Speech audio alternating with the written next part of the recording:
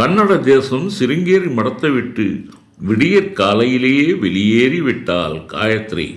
ஏற்றம் இறக்கம் நிறைந்த ஏராளமான மலைகளையும் சிற்றாறுகளையும் கடந்து தமிழக சீமை எல்லைக்குள் நுழைந்தாள் காயத்ரி. அவசர போர்க்காலங்களில் படைகள் செல்லும் பொதுப்பாதைக்கு வந்து சேர்ந்தாள் அவள். தொடர் வனங்களில் தெற்கு நோக்கிய பயணம் நீண்டது. பாதையில் ஆங்காங்கே கற்பலகையில் ஊர் மற்றும் திசையை குறிக்கப்பட்ட தூண்கள் நடப்பட்டிருந்தன. அந்த பொதுப்பாதை தமிழக எல்லையிலிருந்து இன்றைய கிருஷ்ணகிரி தருமபுரி வழியாக அதியமான் கோட்டைக்கு செல்லும் பாதை என தமிழில் பொறிக்கப்பட்டிருந்தது. இப்படிப்பட்ட பெயர்களெல்லாம் அன்று இருக்கவில்லை. காயத்ரியால் அதை படித்து தெரிந்து கொள்ள இயலவில்லை. தன்னை யாரிடமும் அடையாளப்படுத்திக் கொள்ளாமல் பாதை நன்றாக இருந்தால் அந்த பாதையை நோக்கி குதிரையினை தட்டிவிட்டாள் காயத்ரி. அவளை பின்தொடர்ந்து ஓடிக்கொண்டிருந்தான் இத்தாலிய பரங்கி வைத்தியன் நிக்கோலஸ். காயத்ரி என கூப்பிட்டு கொண்டே குதிரையிலிருந்து இறங்கி நின்றான் அந்த நிக்கோலஸ். காயத்ரி தன் குதிரையை சாலையோரமாக மெதுவாக நிறுத்தினான். காயத்ரி, நானும் குதிரையும் மிகவும் கலப்படைந்து விட்டோம். பக்கத்தில் ஊர் ஏதேனும் தென்படுகிறதா எனப்பார். இன்று இந்த பகுதியில் தங்கிவிட்டு நாளை மதுரைக்கு புறப்படலாமே என்றான் நிக்கோலஸ். அப்பொழுது அந்த பாதையில் சுமையை ஏற்றிக்கொண்டு பாதையின் வளைவில் 4-5 மாட்டு வண்டிகள் வந்து கொண்டிருப்பதை அப்பொழுது கவனித்தால் காயத்ரி. வண்டிகள் மெதுவாக நெருங்கி அருகில் வந்து சேர்ந்தன. ஐயா, இங்கே தங்குவதற்கு ஏதேனும் ஊர்கள் உள்ளதா என்றாள் அவள். அந்த வண்டிக்காரர் இத்தாலிய வைத்தியன் நிக்கோலஸை உற்று பார்த்து கொண்டிருந்தான். ஐயா, வெளிதேசமா என்றான் வண்டிக்காரன். அவன் என்ன கேட்டான் என்பதும் நிக்கோலஸுக்கு புரியவில்லை. காயத்ரி குறுக்கிட்டாள். ஐயா, நாங்கள் மதுரைக்கு செல்கிறோம். சத்திரம் ஏதேனும் கிடைக்குமா என்றால் அவள். அம்மணி, இது அதியமான் கோட்டை, சிங்கராய ஜமீனுக்கு உட்பட்ட எல்லை. அதோ கூர்மையான மலை ஒன்று உள்ளது தெரிகிறதா? அதன் அடிவாரத்தில் ஒரு சத்திரம் உள்ளது. இருட்டுவதற்குள் அங்கே போய்விடுங்கள். இல்லை என்றால் வழிப்பறி கொள்ளையர்களின் தொல்லைகள் மிகவும் அதிகம் என்றான் அந்த வண்டிக்காரன். அடுத்த பதிலுக்கு கூட காத்திராமல் மாடுகளை வேகமாக விரட்டி சென்று கொண்டிருந்தனர் அந்த மாட்டு வண்டிக்காரர்கள்.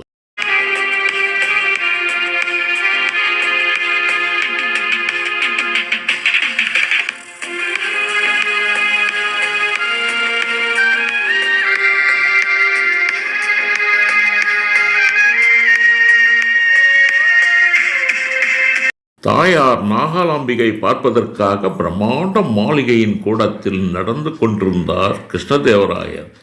ஈட்டியினை கையில் ஏந்திய 2 வீரர்கள் அவரை பின்தொடர்ந்து கொண்டிருந்தனர். அழகிய நந்தவனம். அவற்றை பார்த்து நடந்து கொண்டிருந்த அவன் கண்களில் தோட்டத்தில் மயில்கள் நின்றிருப்பதைக் கண்டு தூணின் ஓரம் மெதுவாக வந்து நின்றான் கிருஷ்ணன். அங்கே வெள்ளி பாத்திரத்தில் வைத்திருந்த தானியத்தை கையில் எடுத்த கிருஷ்ணன் உதித்து கொண்டு ஓடி வந்த மயில்களுக்கு தன் கைகளால் தானியத்தை ஊட்டிவிட்டான். மயில்களின் தலை மீது மெதுவாக தடவி கொடுத்துவிட்டு தாயாரின் மாளிகை நோக்கி நடந்தான் கிருஷ்ணன். சக்கரவர்த்தி, அந்த பாதையில் அல்ல, இதோ இந்த பாதையில் தங்கள் தாயாரின் இடத்திற்கு செல்ல வேண்டும் என்று நினைவூட்டினான் பக்கத்திலே தொடர்ந்து வந்து கொண்டிருந்த அந்த காவலாளி. உடனே தன்னுடைய நிலையை சரிப்படுத்தி கொண்டு மீண்டும் தன் தாயை பார்க்க செல்லும் அந்த மாளிகையின் கூடத்தில் நடக்கத் தொடங்கினான் கிருஷ்ணன். கட்டிலில் போடப்பட்ட திண்டுகள் மீது சாய்ந்து கொண்டு புரந்தரதாசர் எழுதிய பக்தி நூலை வாசித்து கொண்டிருந்தவர் மகனை பார்த்ததும் ஓடோடி சென்று கட்டி தழுவிக்கொண்டார் ராணி நாகலாதேவி. வா கிருஷ்ணா, தாயாரை பார்க்க வேண்டும் என்பது கூட உனக்கு மறந்து போய்விட்டது என்றார் ராணி. அப்படியெல்லாம் ஒன்றுமில்லை. ராஜாங்க பணி நாளுக்கு நாள் கூடிக்கொண்டே இருக்கிறது. கிருஷ்ணா, சொல்லுங்கள் தாயே. அது வேறொன்றும் இல்லை. உன்னிடம் 2 விஷயங்கள் பேச வேண்டும் என்று என்னுடைய நீண்ட நாள் ஆசை. 2 என்னம்மா? 1000 விஷயங்களை கூட மகனிடம் பேச உங்களுக்கு உரிமை இருக்கிறது தாயே என்றான் கிருஷ்ணன். நேற்று இரவு உன் தந்தை என் கனவில் வந்தார். அப்படியா? சொல்லுங்கள் தாயே. அவரது ஆசையை ஏதேனும் இருந்தால் நான் நிறைவேற்றி கொடுக்கிறேன். அதெல்லாம் ஒன்றுமில்லை என கூறிய ராணியின் கண்களில் நீர் தழும்பிக் கொண்டிருந்தது. மகனிடம் கெஞ்சுவது போல் தெரிந்தது. கிருஷ்ணா, கனவில் உன் தந்தை சொன்னதை கேட்டு இரவு முழுக்க என்னால் தூங்க முடியவில்லை. எதற்காக அப்படி சொன்னார் என்பதையும் யோசித்து கொண்டே இருந்தேன் என்றார் ராணி. அப்படி என்ன சொன்னார் என்பதை எனக்கு புரியும்படியாக சொல்லுங்கள் தாயே என்றான் கிருஷ்ணன். கிருஷ்ணா, உன் பெரிய அன்னையின் மகனும் காலம் சென்ற சக்கரவர்த்தி புஜபல வீர நரசிம்மனின் வாரிசான ஒரே மகன் அந்த சிறுவனையும் உன் சிற்றனை காலம் சென்ற ஒபாமாவின் மகன்களான ரங்கன் மற்றும் அச்சுதன் ஆகியோர்களை சந்திரகிரி கோட்டையில் சிறை வைத்திருக்கிறாயேமே, அது நியாயமற்றது. அதைத்தான் உன் தந்தை என் கனவில் வந்து சொன்னார். நானும் நன்றாக இரவு முழுக்க யோசித்து பார்த்ததில் அது நியாயம் என்றுதான் எனக்கும் தோன்றியது. அவர்களை உடனடியாக விடுதலை செய்து அரண்மனைக்கு கூட்டி வா என்றார் ராணி. தாயே, தாங்கள் தவறாக நினைத்து விட்டீர்கள். இல்லை கிருஷ்ணா, அவர்கள் உன் கூட பிறக்கவில்லை என்றாலும் உன் சகோதரர்கள் போன்றவர்கள் தானே. உன் சகோதரன் புஜபல வீர நரசிம்மன் செய்த தவறை நீயும் செய்யலாமா என்றார் சற்று கோபமாக நாகலாதேவி. அதுவரை தாயின் மடியில் சாய்ந்து கிடந்த கிருஷ்ணன் சரால் என எழுந்து உட்கார்ந்து கொண்டான். தாயே, நான் செய்ததாக தாங்கள் நினைக்கிறீர்கள். உண்மையில் நான் அதை செய்யவில்லை. எல்லாம் அப்பாஜி முடிவெடுத்து செய்தவை. அவர் எதை செய்தாலும் ராஜ்யத்தின் நன்மையையும் எனது நலனையும் கருத்தில் கொள்வார் என்பது தங்களுக்கு தெரியாதல்லவா?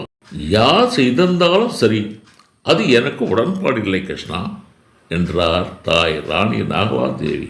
கிருஷ்ணா, மற்ற சாதாரண பெண்களைப் போல் என்னால் நினைக்காமல் இருக்க முடியவில்லை. நாம் அனுபவித்த துன்பத்தைப் போல அவர்களும் அனுபவிக்க வேண்டுமா? அவர்கள் என் வயிற்றில் பிறக்கவில்லையே தவிர என் கணவர் நரசிம்மரின் பிள்ளைகள் தானே என்றார் ராணி.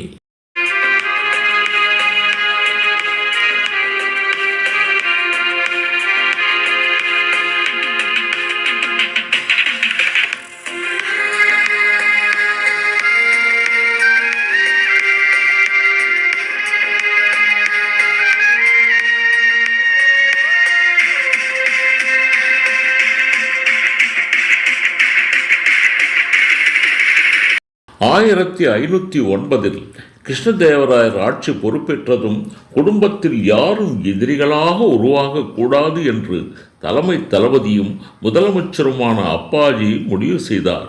அதனால் ஆட்சிக்கு இடையூறு ஏற்படாதிருக்க அவர்களை சந்திரகிரி கோட்டை அரண்மனையில் பாதுகாப்போடு தங்க வைத்துள்ளார் அப்பாஜி.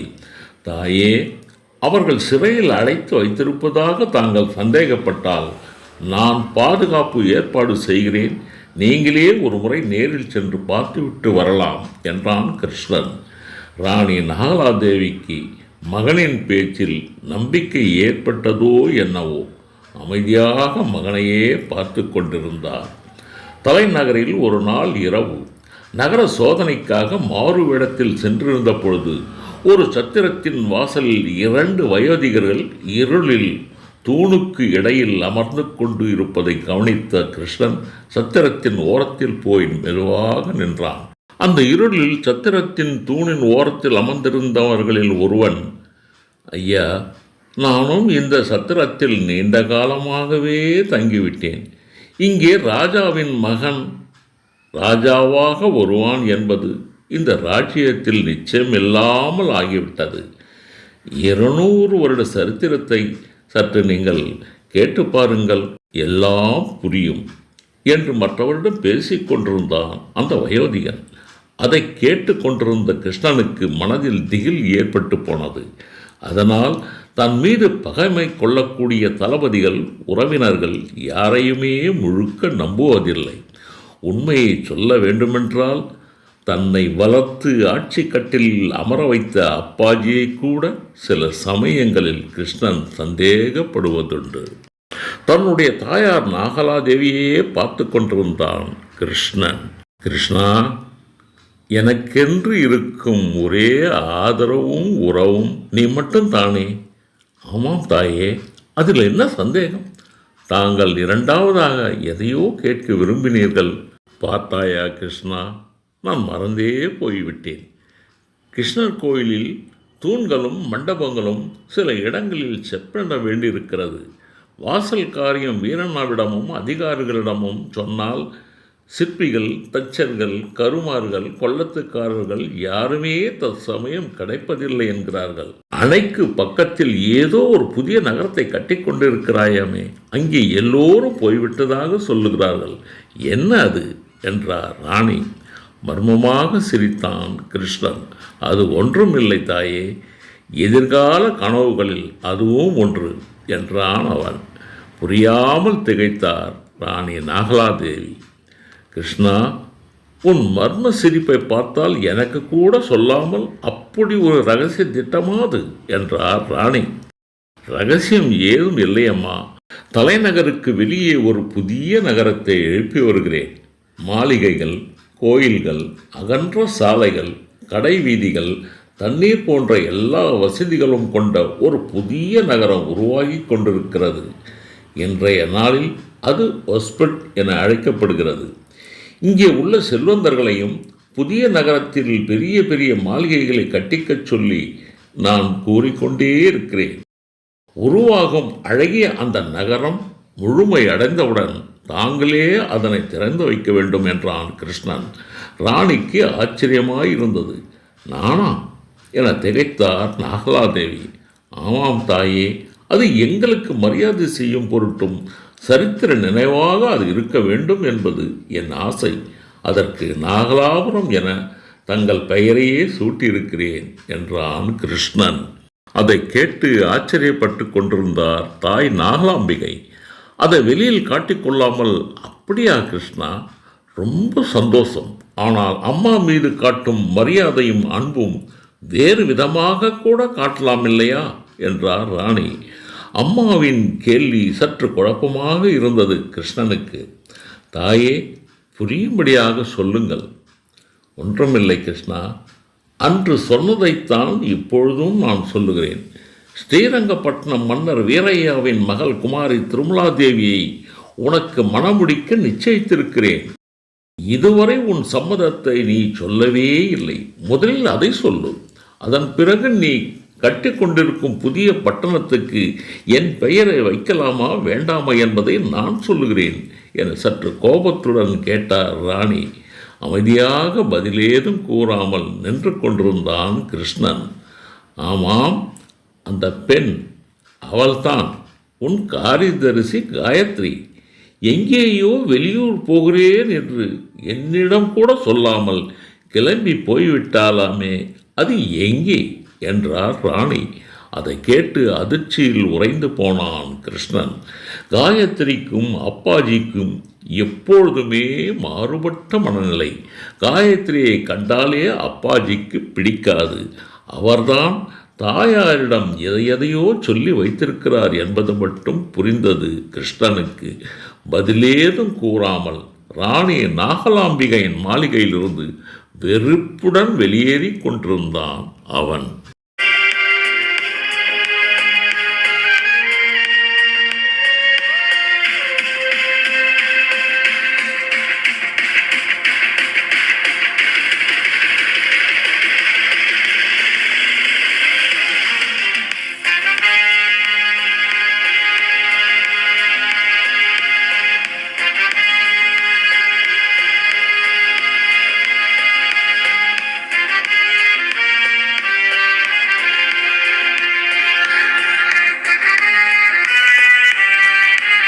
அதியமான் கோட்டை எல்லையில் பயணித்து கொண்டிருந்தனர் காயத்ரியும் இத்தாலிய வைத்தியன் நிக்கோலஸும்.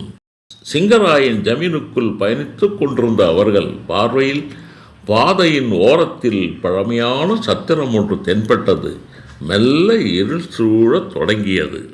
குதிரைகளை சத்திரத்திற்கு வெளியே கட்டிவிட்டு மெதுவாக உள்ளே யாரேனும் இருக்கிறார்களா என எட்டி பார்த்தால் காயத்ரி. மூலையில் அடுப்பில் விறகு கட்டையால் நிரப்பப்பட்ட கட்டைகள் எரிந்து கொண்டிருந்தன. உள்ளே வயதான பெரியவர் சத்திரத்து கூடங்களை எல்லாம் பெருக்கிக் கொண்டிருந்தார். மெதுவாக குரல் கொடுத்தால் காயத்ரி. ஐயா, நாங்கள் வெளியூரிலிருந்து வருகிறோம், தங்குவதற்கு இடம் கிடைக்குமா என்றாள் அவள். நிமிர்ந்து திரும்பி பார்த்தார் அந்த பெரியவர். மணி, உள்ளே வா, இந்த சத்திரத்தில் அறைகள் ஏதும் கிடையாது, 2 கூடங்கள் இருக்கின்றன, தென்னை ஓலை பாயும் கம்பளியும் உள்ளது என்றார் அந்த சத்திரத்து பெரியவர். உறுதியான சோர்களால் கட்டப்பட்ட 2 கூடங்கள் அங்கிருந்தன. வெளிச்சத்திற்காக அறைக்கு ஒரு தீபம் என்று அங்கே ஏற்றப்பட்டிருந்தது. தங்குவதற்கு பணம் ஏதும் வேண்டாம், நீங்கள் இலவசமாக தங்கிக் கொள்ளலாம் என்றார் அந்த பெரியவர். வெளிநாட்டுக்காரனான நிக்கோலஸை ஏற இறங்க பார்த்தார் பெரியவர். இவர் உன் வீட்டுக்காரரா? இல்லை, ஊரை சுற்றி பார்க்க வேண்டுமென்று ஆசைப்பட்டார். மொழி கூட அவருக்கு தெரியாது. வழியில் அவரை பார்த்தேன். அவருக்கு பாதையும் மொழியும் தெரியாததால் என்னோடு அழைத்து வந்து விட்டேன். போகும் பாதையில் தான் அவர் செல்லும் ஊரும் இருக்கிறது. அது சரி பெரியவரே, சாப்பிடுவதற்கு ஏதேனும் உணவு கிடைக்குமா என எரிந்து கொண்டிருந்த அடுப்பை எட்டி பார்த்தால் காயத்ரி. இந்த பாதையில் செல்லும் வழிப்போக்கர்கள், வியாபாரம் தொடர்பாக செல்லும் வண்டிக்காரர்கள், சில நேரங்களில் காவலுக்கு செல்லும் இராஜாங்க ஆட்களுக்கும் உணவு சமைத்து கொடுப்பேன். நீங்கள் எடுத்துக்கொள்ளும் உணவிற்கு ஏற்ப பணம் கொடுக்க வேண்டும் என்றார் அந்த பெரியவர். அம்மணி, கை கால்கள் அலம்ப பக்கத்தில் நீர் தொட்டி உள்ளது. அங்கே எல்லா வசதிகளும் இருக்கின்றன. அதோ அந்த கல்பலகையில் போய் உட்காருங்கள். இங்கு சைவ உணவு கிடையாது, எல்லாம் அசைவம்தான் என்றார் சத்திரத்து பெரியவர். 2-3 வரிசையில் பளபளக்கும் நீண்ட கற்பலகைகள் போடப்பட்டிருந்தன. அதில் ஒரு பக்கம் அதிக உணவு உண்பவர்களுக்கு பெரிய குழிகளும், குறைவாக தேவைப்படுவோருக்கு சிறிய குழிகளும் நேர்த்தியாக செதுக்கி வைக்கப்பட்டிருந்தன. காயத்ரி பக்கம் சிறிய குழியும், நிக்கோலஸ் பக்கம் பெரிய குழியும் இருந்தன. சூடாக சமைத்த உணவை எடுத்து வந்தார் பெரியவர். எல்லாம் மண் பானைகளில் சமைத்தவை. ஐயா, வாழை இலை ஏதும் இல்லையா என்றால் காயத்ரி. அதெல்லாம் வழக்கத்தில் இல்லை, குழிகளில் தான் உணவை பரிமாறுவோம் என சொல்லிக்கொண்டே மர அகப்பையில் சூடான சாதத்தையும் அந்த குழிகளில் நிரப்பினார். வனத்தில் கிடைத்த காடை கௌதாரி பறவைகளின் இறைச்சி குழம்பையும் அதில் ஊற்றினார். அந்த மாலை வேளையில் உண்பதற்கு அவர்களுக்கு இதமாக இருந்தது. பெரிய குழியில் இட்ட உணவிற்கு 1 வராகனும், சிறிய குழியில் இட்ட உணவிற்கு அரை வராகனும் வசூலித்து கொண்டார் பெரியவர்.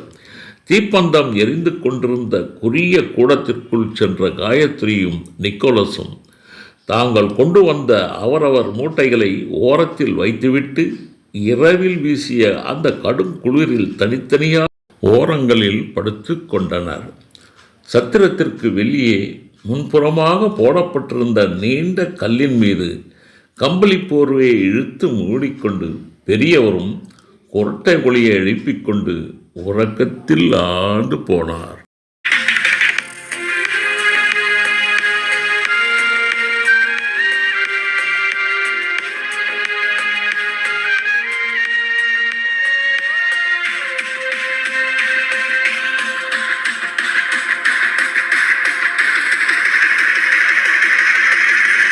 அதியமான் கோட்டையில் பல ஜமீன்கள் இருந்தன.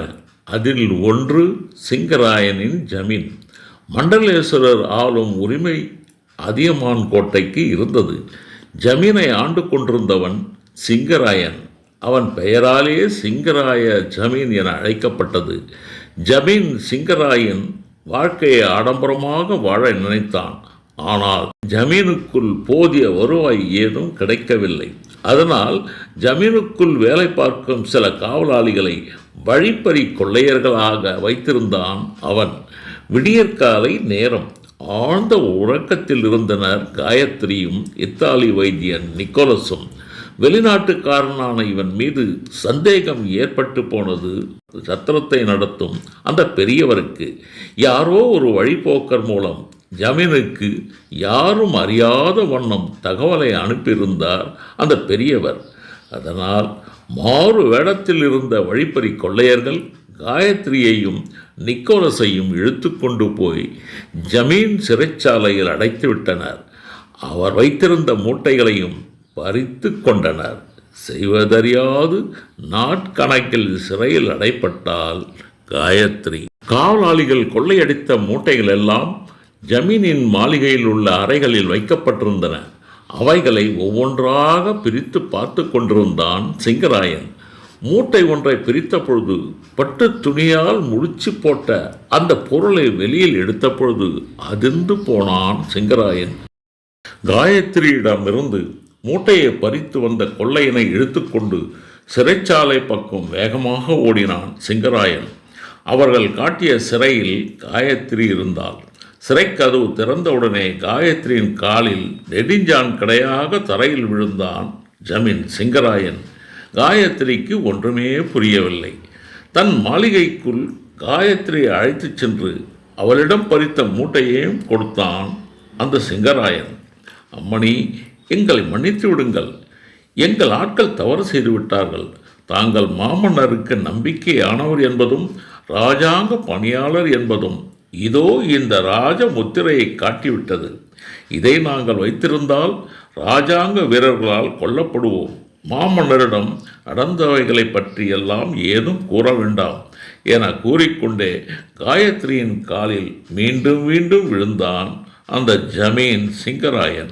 சின்னாதேவியை தேடி புறப்பட்ட பொழுது ராஜ்யத்தில் அவளின் முழு பாதுகாப்புக்காக மாமன்னர் கிருஷ்ணதேவராயரே அவரிடம் கொடுத்த ராஜமுத்திரையிட்ட அரசாங்க மோதிரம் அது. சிறைப்பட்டு போன அவளுக்கு விடுதலை அளித்ததும் அந்த ராஜாங்க மோதிரம் என்பது பின்னர் காயத்ரிக்கு புரிந்தது.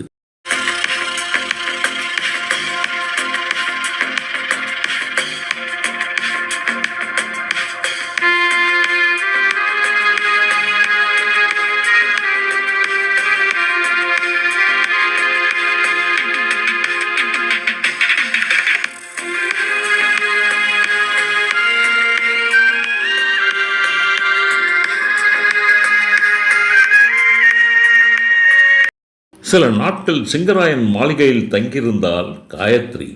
தொடர்ந்து ஸ்ரீ வில்லிபுத்தூரை நோக்கி பயணிக்க தகுந்த ஏற்பாடுகளை செய்து போர் நடந்து கொண்டிருக்கும் மதுரை பக்கம் செல்லாமல் மாற்றுப்பாதையில் காயத்ரி செல்ல பாதுகாப்புடன் ஆட்களை நியமித்து அவளையும் நிக்கோலஸையும் அனுப்பி வைத்தான் ஜமீன் சிங்கராயன்.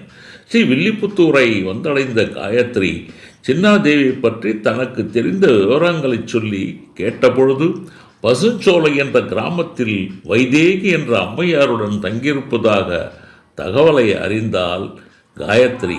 சின்னாதேவியை கண்டுபிடித்து விட்டதாக மனதில் ஆனந்த பெருக்கால் மூச்சு விட்டு கொண்டாள் காயத்ரி. மாமன்னருக்கு உதவி புரிவதில் சரித்திரத்திலும் தான் இடம் பெற்று விட்டதாகவே நினைத்து கொண்டு பசுஞ்சோலை கிராமத்தை நோக்கி குதிரையினை வேகமாக செலுத்தினாள் அந்த இளம்பெண் காயத்ரி. பசுஞ்சோலை கிராமத்தில் காயத்ரி நுழைந்தபோது கிராமமே வெறிச்சோடி காணப்பட்டது. அவர்கள் குதிரையில் வந்ததைக் கண்டு நடமாடி கொண்டிருந்த ஒரு சிலரும் பயத்தில் வீட்டில் போய் பதுங்கிக் கொண்டனர். அழகிய சிறிய ஊர் அந்த பசுஞ்சோலை கிராமம். ஊர் எல்லையில் இருந்த பத்ரகாளியம்மன் கோயில் முன் நின்று குதிரையிலிருந்து இறங்கி எவரேனும் கண்ணுக்கு தெரிகிறார்களா என தேடிய அவள் கண்ணுக்கு பக்கத்தில் இருந்த அரச மரத்தடியில் வயதான ஒரு மூதாட்டியார் உட்கார்ந்து கொண்டிருந்தார். அந்த அம்மையார் தெரிவித்த அந்த செய்திகள் தான் காயத்ரியை அதிர்ச்சிக்குள்ளாக்கியது.